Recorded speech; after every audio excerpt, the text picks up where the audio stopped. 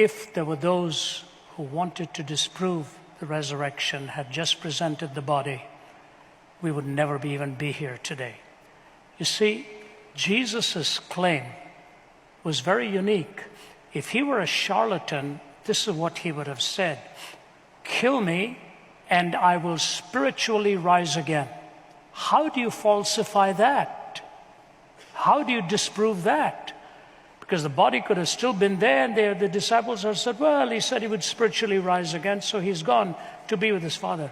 The claim that he made was tangibly falsifiable in theory.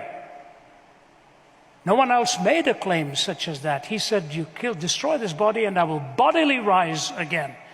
That remarkable testimony, so much so when the disciples are walking on the Emmaus road, they don't know who they're talking to. They know that Jesus is there and he's explaining all of history to them. And they look at him and say, are you the only one who doesn't understand what has happened in Israel? The irony was, he was the only one who did understand what had happened. And as he connected the dots for them, they said, you know what? We'll buy you dinner if you'll just step in and complete this story. And when he broke that simple piece of bread, their eyes were opened. Why? All of a sudden, the past, the present, and the future were connected. As often as you eat of this bread and drink of this cup now, you proclaim the Lord's death in the past until he come into the future. That overwhelming truth of trans-temporalization, moving that arc across time. For Saul of Tarsus, the conversion was remarkable. I remember being in Damascus, Syria, and the intelligence guys always called me over. They put all the baklava in front of me and then read me the riot act. They said, don't get into the politics here or you'll be in trouble. And they're going through all of this.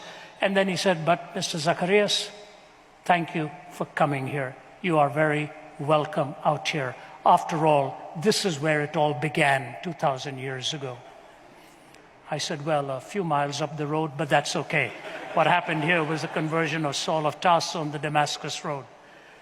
Why did Paul say this? That I may know him, the power of his resurrection, and the fellowship of his suffering, being made conformable unto his death. Why did he say that? He was the only one of the early disciples who logically followed him, not chronologically. For the others, it was birth, death, life, death, and resurrection. He encountered the risen Christ, and that's when he said, I know the power of his resurrection and the fellowship of his suffering. I need to understand what the cross was all about. Being made conformable unto his death. These are indivisible truths, the death and the resurrection. So what's your challenge? Here's your challenge. Take the Gospel of John, read it 3 or 4 times. Just read it, reread it, and I dare you to pray the prayer, Jesus, if you are who you claim to be, reveal yourself to me. More often than not, you will find he speaks to you in such persuasive ways.